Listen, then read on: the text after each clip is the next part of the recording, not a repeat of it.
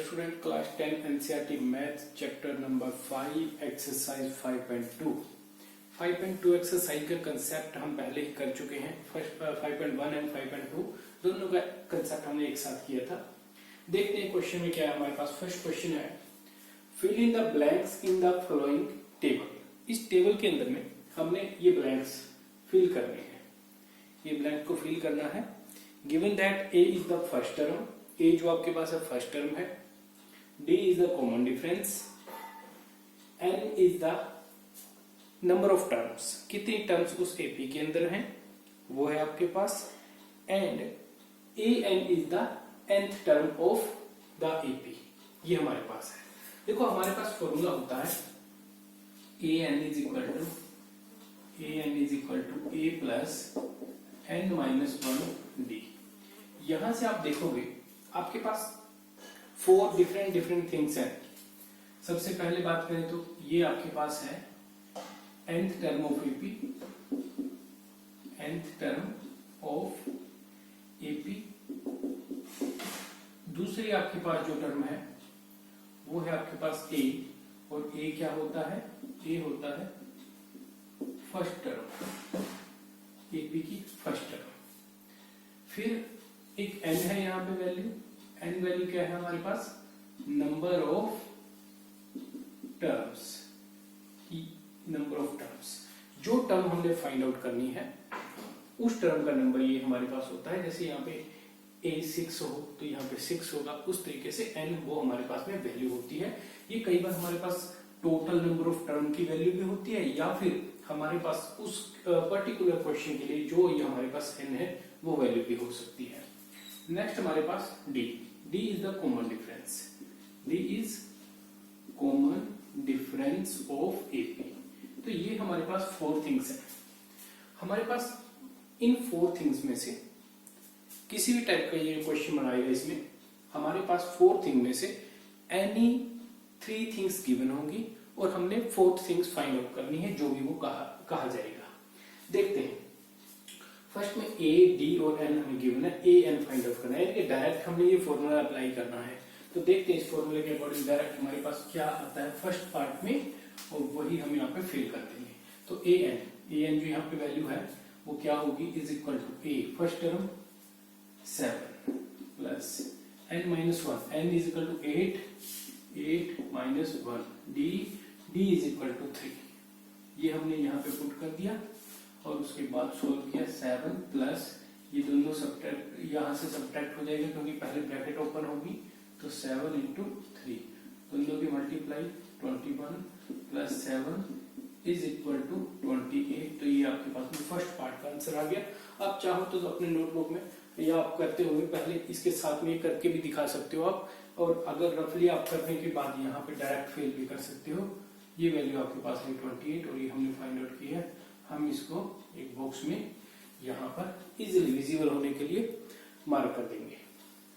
Next इसके बाद ए given है, डी फाइंड आउट करना है, एन गिवन है और ए एन गिवन है, यानी कि 3 थिंग्स गिवन है।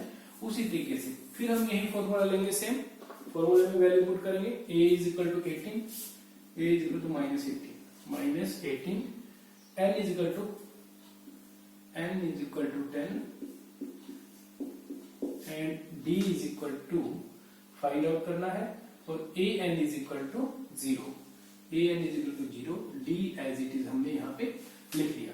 अब क्योंकि हमने डी फाइंड आउट करना है, हम बाकी सारी जो भी यहाँ पे इसके साथ में वेरिएबल या फिर जो भी कांस्टेंट टर्म हमारे पास में यहाँ पे इस वेरिएबल के साथ में जो भी यहाँ पे कोफिशिएंट है वो हम सारा इधर लेकर आएंगे, जिससे हमें डी की वैल्यू मिल जाएगी। तो क्या है हमारे पास, देखो 18 इधर आएगा माइनस 18, इधर आके प्लस का हो जाएगा, is equal to 10 minus 1 9 d, और यहाँ से d is equal to 18 by 9। तो हमारे पास वैल्यू आ जाएगी डी, हमारे पास ये वैल्यू आ जाएगी D is equal to cancel होके 2। तो ये हमारे पास डी की वैल्यू 2। इस तरीके से हमने डी की वैल्यू फाइंड आउट की है। नेक्स्ट केस में हमने ए की वैल्यू फाइंड आउट करनी है, तो यही प्रोसीजर रहेगा हमारे पास कि जो भी एक वैल्यू फाइंड आउट करनी है वो हमने उसमें से बाकी वैल्यू पुट करने के बाद निकाल देनी है। तो d is equal to -3, d की वैल्यू पुट की -3, नेगेटिव वैल्यू थी इसलिए हमने ब्रैकेट में रखा, क्योंकि अगर हम इसको इस तरीके से लिखते हैं, इस तरीके से अगर लिखते हैं तो ये अलग चीज बन जाती है। इसका मतलब है कि इसमें से -3 हो रहा है, लेकिन यहाँ पे मल्टीप्लाई हो रही है, इसलिए हमने ब्रैकेट में रखा है। यहाँ पे n की जगह पर वैल्यू क्या आएगी, n की जगह पर वैल्यू है 18, एंड उसके बाद हमारे पास an की वैल्यू -5, एंड नेक्स्ट जो फाइंड आउट करना है वो है a, तो a हमने एज इट इज रख दिया। तो सोल्व किया, -5 इज इक्वल टू a, इन दोनों को सोल्व करने के बाद हमारे पास 17, और 17 इंटू में -3 -51, -51 माइनस इंटू में प्लस, माइनस ही होगा, a is equal to minus, यानी कि -5 इज इक्वल टू a -51। अब नेक्स्ट स्टेप में a तो यहीं पे रखेंगे हम, 51 को इधर ले आते हैं, -5 प्लस 51 इधर आके प्लस हो जाएगा, तो यहां से a इज इक्वल टू हमारे पास आ गया 46, तो ये a की वैल्यू हमारे पास आ जाएगी यहाँ पर 46। इसके बाद नेक्स्ट हमारे पास n फाइंड आउट करना है, और हमारे पास वैल्यू क्या गिवन है, a, d and a n given है, तो उसके लिए हम फिर अगेन सेम इसी फॉर्मूले में वैल्यू को पुट करेंगे। तो वैल्यू पुट करने पर a is equal to -18.9, a is equal to -18.9, d is equal to 2.5, उसके बाद यहाँ पे n रख देते हैं पहले, n is equal to 3.6 minus 1, and d is equal to 2.5, d is equal to 2.5। कुछ मिस हुआ है हमारे से, यस, n हमने फाइंड आउट करना है, तो n नहीं है यहाँ पर, n नहीं है, ये 3.6 था वो हमारे पास an है, 3.6 यहाँ पर वैल्यू आनी चाहिए। तो इस तरीके से हमने अब इसको सिंप्लीफाई कर लेना है, n के लिए वैल्यू फाइंड आउट करनी है। तो देखते हैं, सबसे पहले ये वैल्यू इधर आएगी 3.6, और इधर आके हो जाएगा प्लस 18.9 इज इक्वल टू, इसकी मल्टीप्लाई कर ली हमने, इसके साथ भी किया 2.5 n एंड माइनस 2.5, ये हमारे पास यहाँ पर वैल्यू आ गई। अब यहाँ से ये कांस्टेंट टर्म को भी हम इधर ले आएंगे, इन दोनों को ऐड कर लेते हैं पहले, ये दोनों ऐड होके 5, एंड उसके बाद में ये दोनों ऐड हो जाएंगे हमारे पास 0.11 12 बन जाएगा, एंड ये ऐड होके हमारे पास 22.5 इज इक्वल टू 2.5, इधर आके सब प्लस हो जाएगा, उधर माइनस में, तो इज इक्वल टू 2.5 एंड।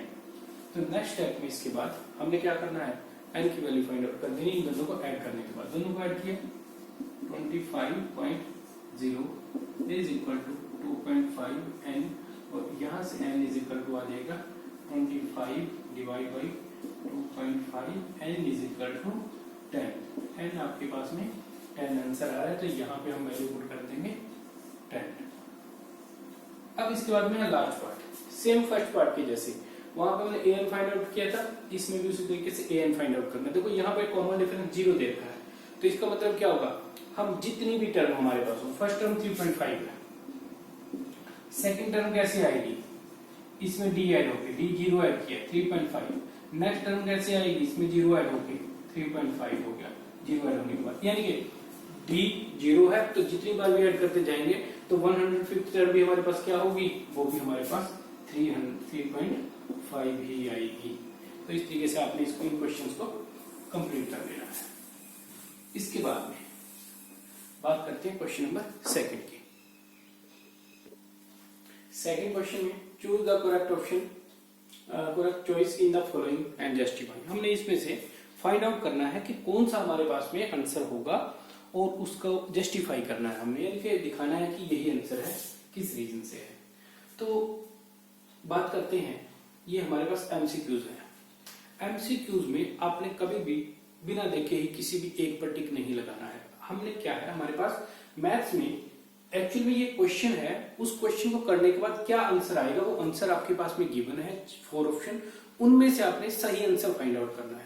तो यानी कि करना क्या है, हमने यहाँ पे इस क्वेश्चन को करके देखना पड़ेगा। तो देखिए क्या है, एपी हमारे पास, एपी है 10, 7 4, ये आपके पास AP है और इस AP में आपके पास A हो गया 10, ठीक है। और जब AP कहा है तो D क्या होगा 7 minus 10, 7 minus 10 is equal to -3, ये आपके पास में D हो गया। फिर उसके बाद में कहा है 30th टर्म, यानी कि n की value n is equal to 30 है और आपने फाइंड आउट क्या करना है A30, यानी कि n इज इक्वल टू 30, ये आपने फाइंड आउट करना है क्या वैल्यू होगी। जो आएगा आंसर वही आप में से इनका ऑप्शन आंसर होगा। देखते हैं तो A30 या an is equal to an formula होता है हमारे पास a plus n minus 1 d, ठीक है। अब यहाँ पे 30 है तो 30 लिख देते हैं हम, is equal to a is equal to 10 plus n is equal to 30 minus 1, 30 minus 1 and d is equal to -3, d is equal to -3। तो सोल्व करेंगे 10 प्लस 29 इंटू -3 और ये मल्टीप्लाई होके -87 और ये 10 विच इज इक्वल टू -77। कहाँ है -77? C is your correct answer, ठीक है। तो ये हमारे पास में करेक्ट आंसर है, ये हमने फाइंड आउट किया है, ये हमारे पास आंसर आया है। इसका आंसर होगा आपके पास में आंसर C, ठीक है। ये आपके पास में आंसर हुआ और ये जो सारा हमने किया है, ये बाकी जो हमने यहाँ पे किया, ये इसका है जस्टिफिकेशन। ये आपके पास में आपने जस्टिफाई कर दिया, ये जस्टिफिकेशन है कि किस बेस पे ये आंसर निकाला गया। इस तरीके से आपने, और सेम इसी तरीके से आपने नेक्स्ट क्वेश्चन भी करना है। इसका second part 11th term of AP, एक AP की 11th टर्म फाइंड आउट करनी है, ऑप्शन गिवन है, वो आपने इसी तरीके से खुद करना है।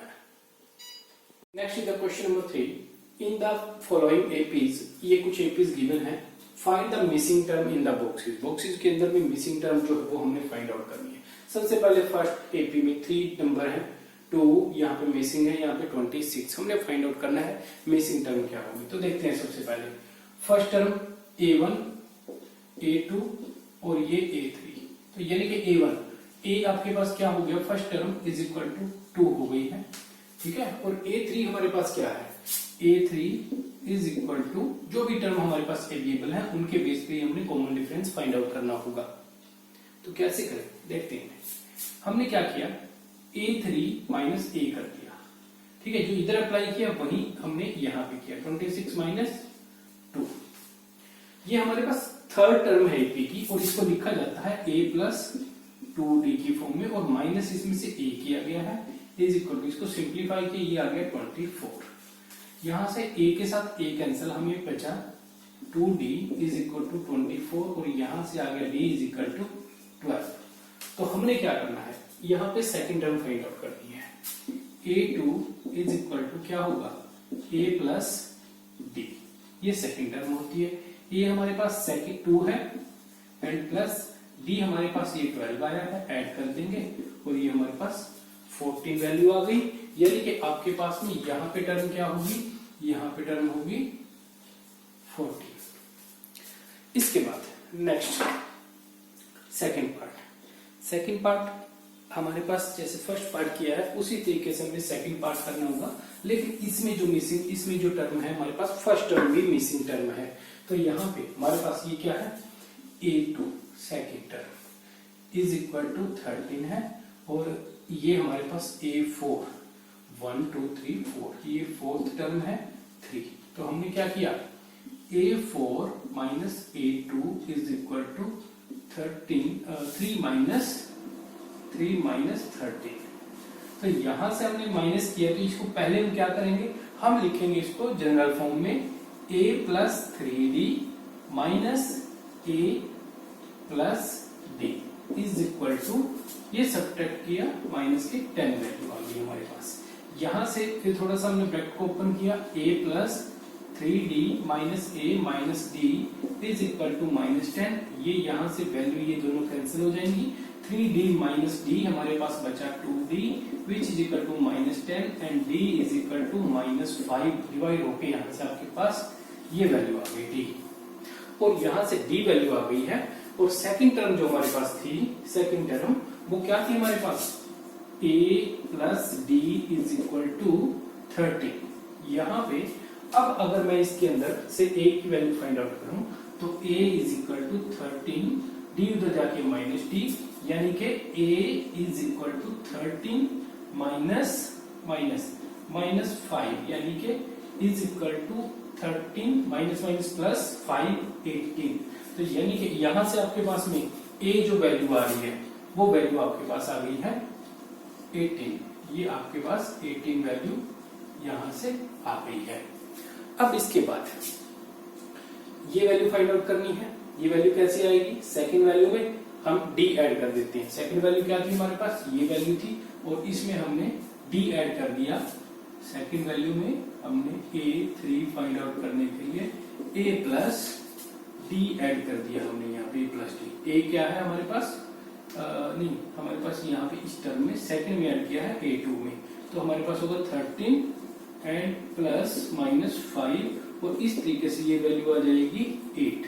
तो ये हमारे पास में यहाँ पे वैल्यू होगी 8। तो इस तरीके से आपके पास में फर्स्ट 2 पार्ट हो जाते हैं कंप्लीट। इसके बाद देखेंगे हम नेक्स्ट पार्ट। नेक्स्ट पार्ट में हमारे पास, नेक्स्ट थर्ड पार्ट में हमारे पास फर्स्ट टर्म गिवन है a is equal to 5 and the fourth term a4 is equal to 9 and half.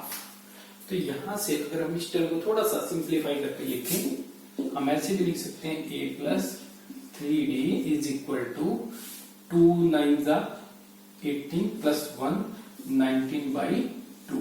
इस तरीके से हम इसको राइट डाउन कर सकते हैं। तो अब हम यहां से क्या करते हैं, पहले d फाइंड आउट करते हैं। तो d फाइंड आउट करने के लिए हमने क्या किया, a4 minus a which is equal to क्या होगा, ये होगा a plus 3d, a plus 3d minus a। तो यहां से ये कैंसिल होने के बाद बचा हमारे पास 3d, और ये हमने क्या किया है, हमने a4 में से a1, हमने a4 में से a को माइनस किया है। a4 क्या है, 19/2, ये हमारे पास है 19/2 एंड -5 हमने यहां से ये माइनस कर दिया। तो ये वैल्यू आपके पास में आ जाएगी सोल्व होने के बाद 3d इज इक्वल टू, देखो ये हमारे पास क्या था, 9.5 था, 9.5 में से 5 माइनस किया, हमारे पास 4.5 बच जाएगा। 4.5 ऐसे भी लिख सकते हैं हम, या फिर आप इसको यहाँ पे इस तरीके से 9/2 भी लिख सकते हो। आया कैसे, अगर आपको देखना हो सिंप्लीफाई करके, 9/2 -5 एलसीएम लिया 2, ये यहाँ पे 90 और माइनस में 2 इससे मल्टीप्लाई होगा 10, 9/2। इस तरीके से हमने इसको सब्ट्रैक्ट करके लिखा है। तो यहां से d इज इक्वल टू 9/2, 3 जाके डिवाइड करेगा इधर, और 3 से ये कैंसिल हो गया 3, d इज इक्वल टू 3/2 यानी कि 1.5। d की वैल्यू हमारे पास आ रही है 3/2 यानी 1.5। तो अब हमारे पास में हमने फाइंड आउट करना है a2 एंड फाइंड आउट करना है a3। तो सिंपली क्या करना है यहाँ पे, अब आपने ये करना है बाकी फर्स्ट टर्म एंड 1 2 3 4 5 6 टर्म। तो first term a is equal to -4 and a6 is equal to 6। तो हमने क्या किया, a6 माइनस a1, या a भी लिख सकते हैं सिंपली हम, और ये माइनस होने के बाद आ रहा है हमारे पास, ये हमारे पास सब्ट्रैक्ट जब हम करेंगे हमारे पास आएगा 6 माइनस -4, 6 माइनस -4। तो यहां से हमने ये वैल्यू पुट की, a plus 5d minus a is equal to, इसको हम a1 भी लिख सकते हैं, यहाँ पे कहीं आपको कंफ्यूजन ना हो। 6 माइनस प्लस 4 यानी कि 6 प्लस 4 वैल्यू आई 10, a से a cancel, 5d is equal to 10। तो यहां से d इज इक्वल टू 10/5 यानी कि d इज इक्वल टू 2 आपके पास वैल्यू आ जाती है। पुट करेंगे इस वैल्यू को, यहां से second term, second, third, fourth, 5, 5th ये टर्म आपने फाइंड आउट कर देंगे। किस तरीके से, a से a2, is equal to A plus D, A3 is equal to A plus 2D, A4 is equal to A plus 3D, A5 is equal to A plus 4D। Simply value put करते जाना, आपके पास answer आता जाएगा -4 plus b is equal to 2 add किया, ये is equal to -2 value आ गई हमारे पास, यहाँ पे लिख देंगे -2। इसी तरीके से बाकी की वैल्यू भी आपने फाइंड आउट कर लेनी है। After that last part of this second और थर्ड क्वेश्चन का हम लास्ट पार्ट देख रहे हैं। यहां से सारे क्वेश्चन 1 बाय 1 कर रहे हैं, जिससे कि हमारे अच्छे तरीके से बेस क्लियर होता जाएगा। तो हमारे पास फर्स्ट टर्म मिसिंग है, सेकंड टर्म गिवन है and the sixth term given है। तो A2 इज इक्वल टू 38 और next A6 is equal to -22। इस तरीके से आपके पास यहाँ पे गिवन। बाय द वे कई स्टूडेंट्स ऐसे होते हैं जिनको इस तरीके से A6 माइनस A2 यानी कि A plus 5D minus A plus D, ये इस तरीके से सब्ट्रैक्ट करने में दिक्कत होती है। वो इस पार्ट को इस तरीके से भी कर सकते हैं, यानी कि A6 is equal to A plus 5D और ये वैल्यू क्या आती है आपके पास इज इक्वल टू, जैसे इक्वेशन होती है उस तरीके से -22। ठीक है, इसमें से हमने सब्ट्रैक्ट किसको करना है, A2 को। A2 क्या है, A प्लस D और इज इक्वल टू ये वैल्यू है 38। तो यहां से क्या किया, सब्ट्रैक्ट करना है, ये भी साइन चेंज, ये भी साइन चेंज, ये भी साइन चेंज, ये कैंसिल, ये वैल्यू आपके पास बची 4D इज इक्वल टू, ये दोनों ही नेगेटिव वैल्यू है, ऐड हो जाएंगी और ऐड होके आपके पास में ये वैल्यू आ जाएगी 60, ये 60 आ गई। D इज इक्वल टू -60/4 यानी कि D इज इक्वल टू -15। यहां से आपके पास D -15 वैल्यू आ रही है और इस वैल्यू का यूज कर देना आपने यहां पर बाकी की वैल्यू फाइंड आउट करने के लिए। तो सबसे पहले A इज इक्वल टू, अभी इसमें क्या है हमारे पास, A भी हमने फाइंड आउट करना है। तो A फाइंड आउट करने के लिए देखो A2 आपके पास है A प्लस D, तो यहाँ पे A2 भी आपको पता है और D भी आपको पता है, A फाइंड आउट करनी है। तो क्या करेंगे, A को यही रखा, A2 minus D is equal to A। तो हमारे पास क्या आ जाएगी value, 38 minus 15 is equal to A। तो यहां से 38 plus 15 is equal to A, यानी के A is equal to 53। A is equal to 53, your answer A is equal to आ गया आपके पास 53। और इसी तरीके से आगे वाली वैल्यू भी आपने फाइंड आउट कर लेनी है। ये है A3, A4, A5। Formula use करके आप ये बाकी की वैल्यू भी फाइंड आउट कर सकते हो, अपने आप खुद से कर सकते हो। नेक्स्ट क्वेश्चन है fourth, which term of AP 3, 8, 13, 18, इसका कौन सा टर्म 78 होगा, ये आपने फाइंड आउट करना है। तो हमने किस तरीके से इस क्वेश्चन को करना है, सबसे पहले देखो AP क्या है। AP आपके पास में गिवन है 3, 8, 13, 18 एंड सो ऑन। कहीं ना कहीं पे आपने बताना कि 38 इसकी कौन सी टर्म होगी। ठीक है, आप चाहो तो यहाँ पे मेंशन भी कर सकते हो, यहाँ पे इस तरीके से। ठीक है, तो ये हमारे पास इसकी कोई ना कोई एक टर्म है जिसका हमें पता नहीं है कि कौन से नंबर की टर्म है। तो सबसे पहले तो A आपके पास में यहाँ से 3 है, APC ये है, तो D is equal to 8 minus 3 is equal to 5 हो गया। हमने कंसीडर कर लिया let AN is equal to 78। ये 78 जो है इसकी nth टर्म है। तो अगर ये nth टर्म है, हमने बताना है n की वैल्यू क्या होगी, क्योंकि यही तो पूछा है कि कौन से नंबर की टर्म इसकी 78 होगी। तो यानी कि n की वैल्यू फाइंड आउट करनी है। तो फर्स्ट क्वेश्चन के जैसे हमारे पास में आ गया, A D A N given है, हमने n फाइंड आउट करना है। फॉर्मूला क्या है हमारे पास, AN is equal to A plus n minus 1 D। Value put करते हैं, 78 is equal to A 3 plus n minus 1 and D is equal to 5। तो उसके बाद में 3 इधर आके माइनस हो जाएगा, 38 माइनस 3 इज इक्वल टू, ये मल्टीप्लाई होगा यहाँ पे 5n और इसके साथ में मल्टीप्लाई होकर -5, ये माइनस होने के बाद 75 इज इक्वल टू 5n और उसके बाद में, या आप इसको थोड़ा जो अगले स्टेप में बताता हूँ, यहां से हम एक दूसरे तरीके के अकॉर्डिंग भी कर सकते हैं। तो 5n माइनस 5 जो था ये -5, ये नेक्स्ट स्टेप में इधर आके माइनस ऐड हो जाएगा, +5 इज इक्वल टू 5n। तो ये आपके पास हुआ 18 इज इक्वल टू 5n। तो यहां से n इज इक्वल टू आपके पास में आ जाएगा 80 minus 5, n is equal to 16। एक एक स्टेप में आपको करके दिखा रहा हूं, कोई दिक्कत ना हो। तो ये आपके पास में 16 आंसर आ जाता है। हम यहां से थोड़ा सा दूसरे तरीके से भी कर सकते हैं, जो हमने यहाँ पे अंदर मल्टीप्लाई की थी। अगर हम ये मल्टीप्लाई अंदर नहीं करते तो इसको किस तरीके से किया जा सकता है? देखो, इसको किया जा सकता है 78, ये क्वेश्चन आपका यहाँ पे खत्म हो गया। n इसकी जो टर्म है 78, वो इसकी 16th टर्म होगी, 16th टर्म, ठीक है। तो अब हम इसको थोड़ा देख रहे हैं अल्टरनेटली किस तरीके से थोड़ा सा कर सकते थे। यहां से 78, ये 3 इधर आके माइनस करेगा, ठीक है।